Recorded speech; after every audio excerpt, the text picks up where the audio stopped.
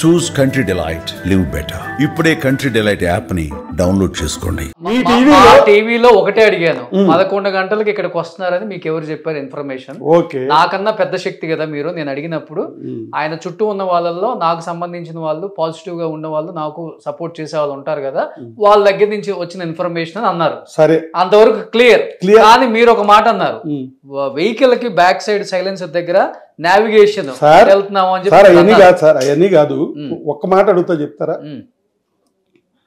మేము ఇల్లు ఖాళీ చేయించింది, ఓనర్కి పెట్టిన రికార్డింగ్ ఉన్నాడు, డ్రగ్స్ అమ్ముతున్నారు, దాంట్లో ఇల్లీగల్ యాక్టివిటీస్ చేస్తున్నారు, అర్జెంట్గా అబ్బాయిని ఖాళీ చేయించాను, ఫార్చ్యూన్ టవర్స్లో ప్లాట్. ఆయన ఓనర్కి కంప్లైంట్ ఇచ్చి ఓనర్ని బెదిరించిన రికార్డింగ్ నా దగ్గర ఉంది. ఓకే, సరే, అతను ఖాళీ చేయించాడు, ఖాళీ చేసాం. మా అమ్మాయి ఎక్కడో అదే రెయిన్బో వెనకాల ఎక్కడో ఉంటుంది. ఆ అమ్మాయి ఓనర్కి ఫోన్ చేసి, ఆ అమ్మాయి వ్యభిచారం చేస్తుంది, మగవాళ్ళు వస్తారు, మగవాళ్ళతో వ్యభిచారం చేస్తుంది, డ్రగ్స్ అమ్ముద్ది, డ్రగ్స్ తీసుకుంటుంది అని చెప్పి ఓనర్ని బెదిరిస్తే, ఓనర్ నా దగ్గర నేనున్నా అప్పుడు వచ్చాడు ఓనర్ గారు. లక్కీగా ఏంటంటే ఓనర్ గారి కూడా మా ఊరే, నా తెలియదు ఆ సంగతి. సార్ మీరే అన్నాడు. అవునన్నా. అదేంటండి మీ మీద అట్ట చెప్పింది ఏంటి ఆ అమ్మాయి? ఒట్టి కింద దార్చే వాళ్ళ కింద, వ్యభిచారాలు చేయించే కింద, డ్రగ్స్ అమ్మే వాళ్ళ కింద ఎట్ట చెప్పింది ఏంటండి? మిమ్మల్ని ఖాళీ చేయింది, అందుకని వచ్చారు మీ దగ్గరికి అన్నాడు. సార్, మన ఏరియాలో అందరికి మీకు చెప్పక్కర్లేదు, ఇప్పుడు మీరు ఇక్కడ హైదరాబాద్లో ఉంటున్నారు, ఫోన్ చేసి మన ఊరు ఆయన పెదపాడు, ఫోన్ చేసి మాది పెదపాడు మండలం, ఫోన్ చేసి అడగండి సార్ అన్న. వద్దు సార్, అన్నమంతా పిసకక్కర్లేదు, నాకు అర్థమైపోయింది, ఆ అమ్మాయి మిమ్మల్ని చేస్తుంది, హెరాస్ చేస్తుంది, ఆడవాళ్ళు ఇట్టగా ఉండాలి అని నిలిపోయాడు. అంటే ఆయన కూడా ఖాళీ చేయించి రోడ్డు మీద పడేద్దామని మమ్మల్ని. అది మంచి థీమా? పోటాట ఉందో, డిస్ప్యూట్ ఉందో మాట్లాడుకుందాం. ఈ క్రిమినల్ యాక్షన్స్ ఏంటంటున్నా, ఇళ్లలోంచి ఖాళీ చేసి రోడ్ల మీద పెట్టేయటం, ఆ ఇంట్లో చూడండి అన్న. ఆయన్ని వచ్చాడు, మాకన్నా నీట్గా మెయింటైన్ చేస్తున్నారు అన్నాడు. పూజగా చూశాడు. ఏంటమ్మా ఇదంతా ఒక గదంతా పూజ, దేవుళ్ళు పెట్టేసావు అన్నాడు. నాకు ఏరే పనే ఉందండి, దేవుడు పోయిన నెలల్లో వ్రతాలు చేసుకున్నాను, పూజ చేసుకున్నాను. ఆ అమ్మాయికి 50,000 ఇచ్చా 2 నెలల క్రితం. అమ్మ డబ్బులు కావాలంటే ఉన్నాయి డాడీ అని. వీళ్ళకి 50 లక్షలు ఇస్తే నేను ఎలాగరకుండవు, వీళ్ళిద్దరికి 3 పిల్లలకి 50 లక్షలు ఇస్తే నేను ఎలాగరకుండవు వీళ్ళ దగ్గర. వీళ్ళకి నెలకి 50 లక్షలు ఇస్తున్నారు ఇప్పుడు. అంటే సార్ ఇవన్నీ కాదు, మీరే ఉన్నారు, మీరు ఉద్యోగం చేస్తున్నారు, మీకు 1 లక్ష రూపాయలు జీతం వచ్చింది, ఈ 1 లక్ష రూపాయలు ఎవరికి ఇస్తారు చెప్పండి? సేవింగ్స్ ఉంచుకుంటాం, ఖర్చులు అదే ఎవరి దగ్గర సేవ్ చేస్తారు, ఎవరికి ఇస్తారు? పిల్లలకే కదా ఎవరైనా ఇచ్చేది, ఫ్యామిలీ పిల్లలకి. అంతేనా? అంతే మరి. ట్రూతేనా అది? మరి నన్ను అడిగే ప్రశ్నకి అదే ఆన్సర్. నేనెవరికను, నాకెవరున్నారు? పోనీ ఇంకోటి కూడా అనొచ్చు, నేను వెళ్ళిపోయాక గౌతమి ఈయన ఎవరెవరికో పెట్టుకుని ఉంటాడు, ఈయన పెద్ద ఎదవా, ఎవరికి పెట్టాడు అంటే అక్కడ బ్యాంక్ ట్రాన్స్ఫర్లు ఉన్నాయి, అకౌంట్ బ్యాలెన్స్ షీట్ తెమ్మంటే తెస్తా, అలా పంపినట్టు. కరోనాలో ఆమె కాపురం చేసింది 4 ఏళ్ళు. 2019లో పెళ్ళి అయింది, 20, 21, 22, 23 దాకా బాగానే ఉన్నారు. 4 సంవత్సరాలు బాగున్నారు. ఓకే, 4 ఏళ్లలో కరోనా ఎన్నేళ్ళు ఉంది? 3 ఇయర్స్ ఉంది ఆల్మోస్ట్. ఓకేనా? ఫస్ట్ ఇయర్ ఏంటి? Break even. హోటల్ పెట్టావు, వ్యాపారం పెట్టావు, లేదా స్టూడియో పెట్టావు, దీని మీద ఏదైనా రిటర్న్స్ రావాలన్నా, దీని బ్రేక్ ఇన్ రావాలన్నా, దాని ఖర్చులు రావాలన్నా, పెట్టుబడి రావాలన్నా టైం పడుతుంది. 1 ఇయర్లో రాదు అంటే ఫస్ట్ ఇయర్ దాని కింద లెక్కేద్దాం. 3 ఇయర్స్ కరోనా, ఒప్పుకుంటారా? కరోనాలో హోటల్స్ లేవు. మరి ఏంటి, ఆ అమ్మాయిలు 100 కోట్లు వచ్చినాయి, 20 కోట్లు వచ్చినాయి, 100 కోట్లు వచ్చినాయి అని చెప్పుద్ది. మీ కళ్ళ దగ్గర ఎవిడెన్స్ కరోనాలో హోటల్స్ ఏవి నడవలేదు. ఓకే, 3 ఏళ్ళు పోయింది. What is about the earnings?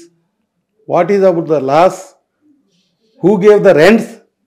నువ్వు 3 ఏళ్ళు నువ్వు క్లోజ్ చేస్తే అద్దులు ఎవరు కట్టారు? నీకు ఆదాయం రాలేదు కదా, ఎక్కడి నుంచి వచ్చినాయి డబ్బులు? నేను పంపా. 3 ఏళ్ళు వ్యాపారం లేదు, ఖర్చులకు కావాలి వీళ్ళకి, లగ్జరీ మెయింటెనెన్స్.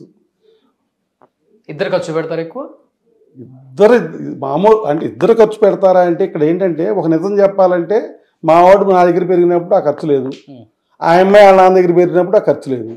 ఎవరి ఐడియాలు ఏంటి అని చెప్పా కదా, ఈ అమ్మాయి లగ్జరీ లైఫ్ కోరుకుంటుంది. ఇంట్లో 10 మంది పనివాళ్ళు కావాలి, పెద్ద ఇల్లు కావాలి, 2 లక్షల అద్దె అట్లాంటి ఒక ఆఫీసు ఒక ఇల్లు అంటే 3-4 లక్షలు అక్కడ పోయింది.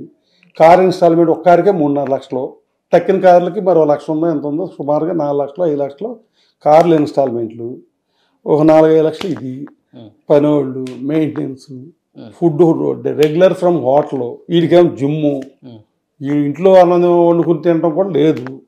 ఫర్దర్గా వంట అమ్మాయిని పెట్టారు. ఏం పెట్టినా ఆ వంట అమ్మాయి ఫుడ్ తినే స్టేజ్ మనుషులు కాదు వీళ్ళు. అర్థమైంది మీకు? పోస్ట్ ఫుడ్ కావాలి, బాగా మంచి పోస్ట్ హోటల్స్లో ఫుడ్ కావాలి, 8,000 అలా ఎంజాయ్ చేస్తారండి. ఆ అమ్మాయి రీల్స్ చేసుకుంటుందో ఇంకోటి చేసుకుంటుందో, ఆమె పర్సనల్గా ఒక 5 లక్షలు వాడుకుంటుంది. వాళ్ళ డబ్బులే, నాయి కాదు, వాళ్ళ డబ్బులే. ఆమె ఒక 5 లక్షలు పర్సనల్గా వాడుకుంటుంది. హోటల్ మీద వచ్చాయి, హోటల్ మీద వచ్చినాయో ఇంకోటి వచ్చినాయో ఏనా కానీ ఇంకేం లేదు కదా. సరే అదే అంటే హోటల్ మీద రానప్పుడు కూడా మరి ఎవరు ఇచ్చారు డబ్బులు అంటున్నా నేను. అప్పుడు మీరు ఇస్తే మీరు వాళ్ళ నాన్న మీరు హెల్ప్ సార్. వాళ్ళ నాన్నగారు కోట్లు గౌతమికి ఇచ్చారా అని అనుకుందామే. మాట్లాడు మీరు కంటిన్యూ చేయండి. ఇది ఇప్పుడు 5 లక్షలు కారు ఇన్స్టాల్మెంట్లో ఒక 5 లక్షలు, మరి హౌస్ రెంట్లో ఒక 5 లక్షలు, మరి మెయింటెనెన్స్లు ఇవన్నీ ఏంటి సార్? ఇప్పుడు మీరున్నారు, ₹1,00,000 నాకు వస్తున్నాయి. ఈ ₹1,00,000 నా వైఫ్కి 30,000 ఇస్తే కిచెన్ ఖర్చులు అవుతాయి, నా పర్సనల్గా 10,000 అవుతాయి, ఇంకా 50,000 మిగులుతాయి కదా.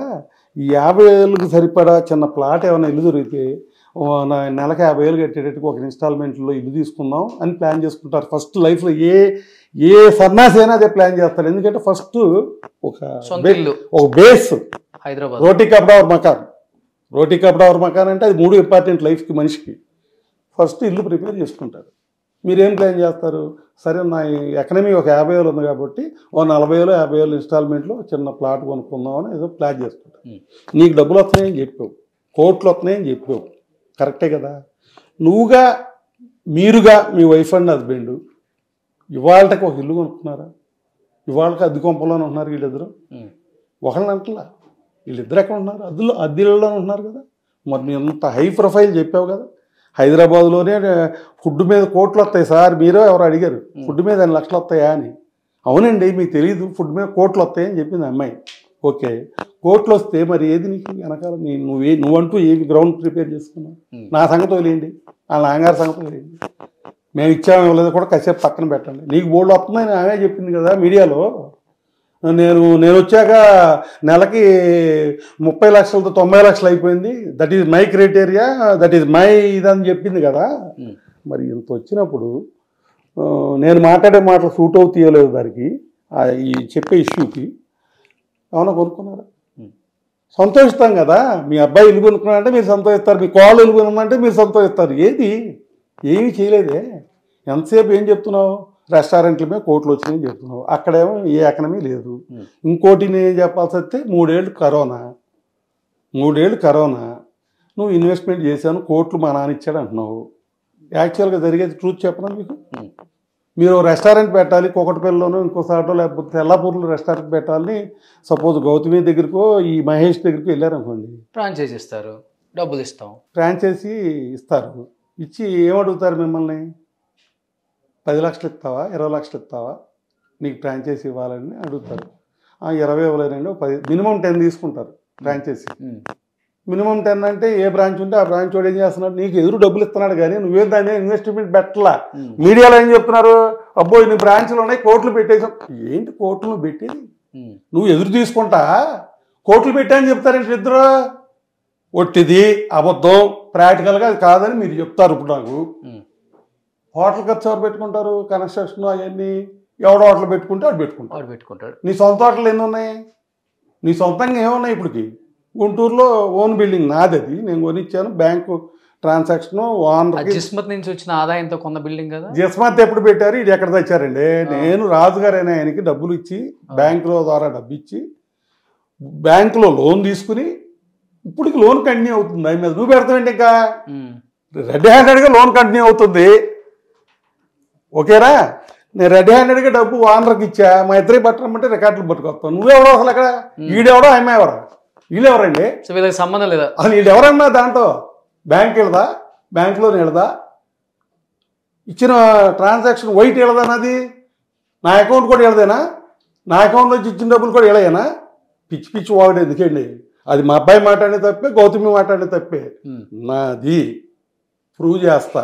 లేదు వాళ్ళ బ్రాంచ్ నుంచి ఏమన్నారు మీరు, జిస్మత్ నుంచి ఒక్క రూపాయి ట్రాన్స్ఫర్ చేసినట్టు ఒప్పింది దానికి, ఆ ట్రాన్సాక్షన్కి చెప్పుతో కొట్టించుకుంటా. లేదు ఆ అమ్మాయి ఒప్పుకుంటుందా అబద్ధాలు చెప్పానని? ఒప్పించండి, ఒప్పిండి. నా డబ్బులతో నేను చేసుకుంటే వాళ్ళ పేర్లు చెప్పుకోడు ఏడవలేక. నువ్వేమి ఏడిసావు, ఏం ఎకనమీ చేసావు? నేను ఇది ఫ్యామిలీని అన్నా శుభ, వాళ్ళ ఫ్యామిలీని అంటున్నా. ఏం చేసావు, ఏం కొన్నావు? ఏమీ లేదు. సుమన్ టీవీలో మీ పర్సనల్ అండ్ బిజినెస్ ప్రమోషన్స్ కోసం కింది నెంబర్కి కాంటాక్ట్ చేయండి.